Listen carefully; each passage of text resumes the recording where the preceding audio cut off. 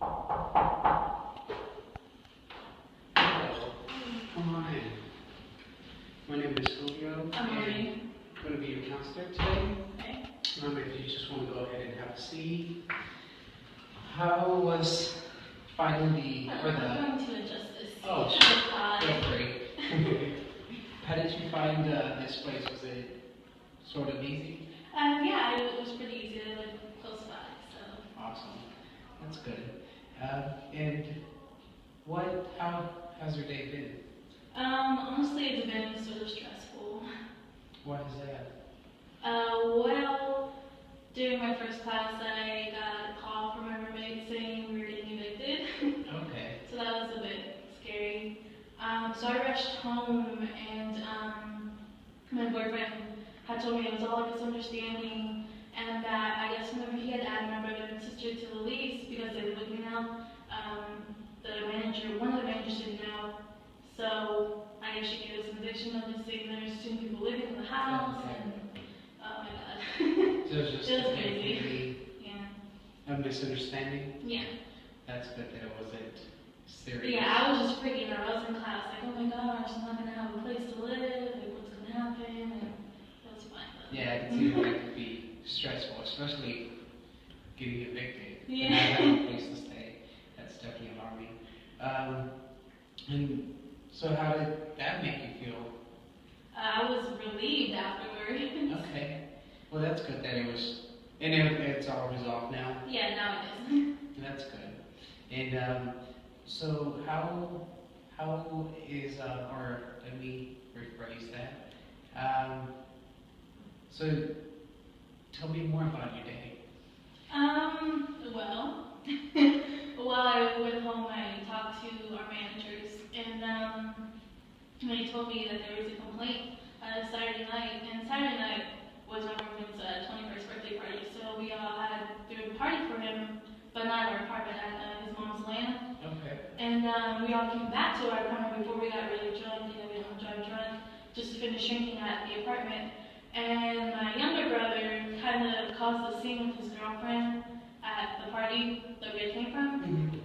And him and his girlfriend got into it, and his girlfriend ended up leaving him there. So I had to take him to my apartment. And it was so bad. His girlfriend's brother came to my apartment, and they were yelling at each other downstairs in my apartment. And my neighbor came out and was like, "You want to be quiet? I'm going to tell the manager." So we kind of like brushed it off because we were like, "No, she won't snitch on us. Like, it's going to be okay." And she told her managers. So I got a complaint on that. And when I talked to them, they were like, "He's not allowed here anymore." And I was so angry. I did something really bad today, but I was so angry. I went to his house and I was like, I made this whole story. I was like, "You're getting us evicted, like you're so selfish, like you care about his girlfriend. I told you not to argue in front of my apartment, but you did anyways." And I felt so bad for doing it, but like he yelled at my brother and I was like, "Stay away from me, stay away from my apartment, don't call me ever again." And yeah. So I hear that it was a heated conversation. Well, it was really me yelling at him. He didn't say anything. Okay. Yeah. And how has that been since that encounter? Well, it was today around 12, so he hasn't called me, he hasn't said anything. Okay. I sort of just showed up the other day, left, and haven't heard anything since. So when he ended up having an argument in front of your apartment? Yeah, that was Saturday. Oh, and that's what caused the disruption with the neighbors and the landlord, I guess? Okay. Well, that's definitely something that I can understand why you would want to bring it to his attention, because that's your home. You don't, want that to be taken away. So that definitely makes sense. And how are you feeling now that you pretty much notified of pretty much how you feel? Well, I regret it. Because while I was there, I sort of said some mean things, and I sort of told his girlfriend about some things that she didn't know about that he was doing behind her back. And I said that of anger, I was just angry with him. And like now looking back, I just regret it because I'm pretty sure they're fighting about it, and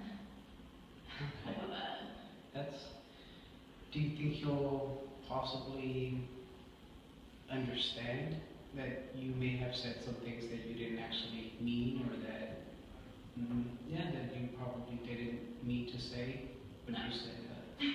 He's not gonna understand. He's hard-headed and selfish and stubborn, and he's not gonna understand. How old is your brother? He's 20. 20? Okay.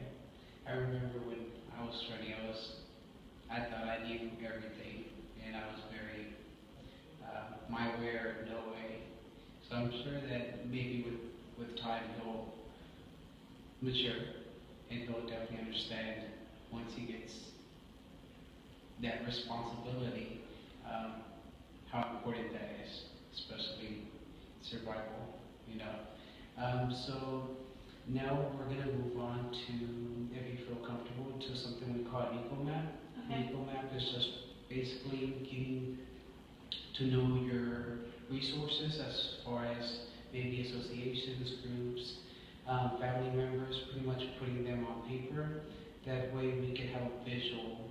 And then after we're done notating or writing down the names of family members, close relationships, associations or groups that you have or that you're close with, we'll continue with maybe a legend to pretty much explain or sort of make it known on paper if you have a positive relationship, if it's a strained relationship. That way I get to know you better, and that way we can use that as a resource for positive, pretty much, so someone that already is close to you and that offers positive support can continue offering you that continuous positive support. And I just feel that it's very useful when you put it on paper, as far as just thinking it, because on paper you get to actually visually see and see the type of relationship that you have with whatever group. Okay. So I'm gonna go ahead and start it off, just so you get a basic idea. It's pretty easy. Do you feel comfortable in joining in and perhaps writing some stuff down? Sure. Okay, so I'm going to go ahead and write your name down. So this is going to be, we're going to put me, because that'll be you. And your name? Audrey. Audrey. Your last name? Luna. How do you spell Audrey? A-D-R-E-Y. R-E-Y. And then Luna. L-U-N-A? Yeah. Okay. So we're going to put that in a circle. And pretty much there's no right or wrong way to do this. We can definitely put people that live with you or people that don't live with you in or out of the circle. There's no specific way. In my experience, what I like to do is use put people that are closest to you, sort of, or people that live with you, sort of close to your circle, and you can still put them inside to sort of explain or put in detail that they're living with you. So let's go ahead and get started with, do you live with anybody? Yes, I have a roommate, and I have my son, and my boyfriend. Okay, so let's go ahead and, this is your pet. Let's go ahead and it's totally up to you if you want to write them inside or if you want to make a closed circle outside. Okay, would it be easier if I just make like another circle with people I live with? Sure, we can do that. Okay. And would you like my roommate's name, or should I just write roommate? It's totally up to you. If you have maybe a roommate that's very positive or a positive influence, then maybe you want to put them separate. That way we can have a detail. Okay.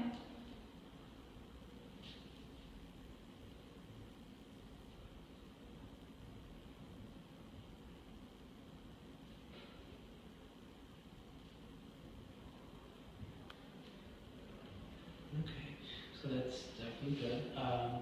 And Are you part of any groups or anything like that? No. No? Okay. What about hobbies? Do you have any hobbies? Well, I don't have time for hobbies. What about education? Do you go to a school? Yes, I go to XCC. Okay. And let's go ahead, since that's probably a weekly thing, let's go ahead and put that on there, because that's definitely could cause maybe some stress or even positive support from counselors there. What else? Do you have any brothers or sisters or siblings? Yes, I have two. Two? Okay, let's go ahead and put them there, and maybe even parents if you're in contact or if they're still alive. Okay.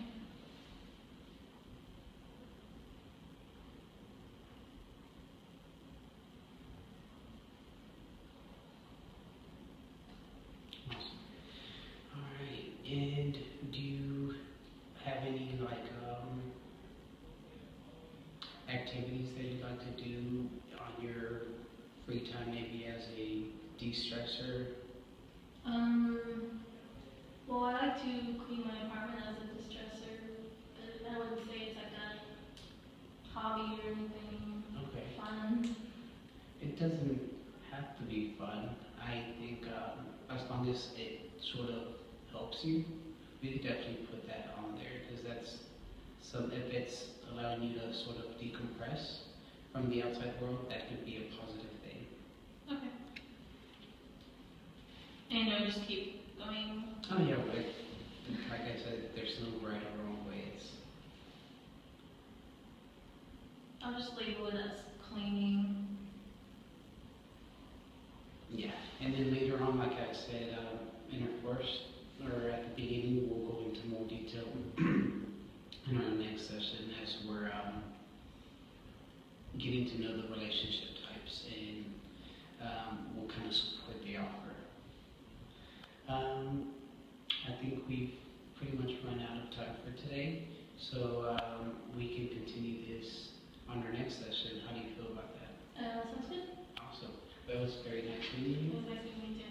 Thank you for coming in and allowing me to help you out and get you to know yourself a little bit better. Well, thank you for listening. Thank you.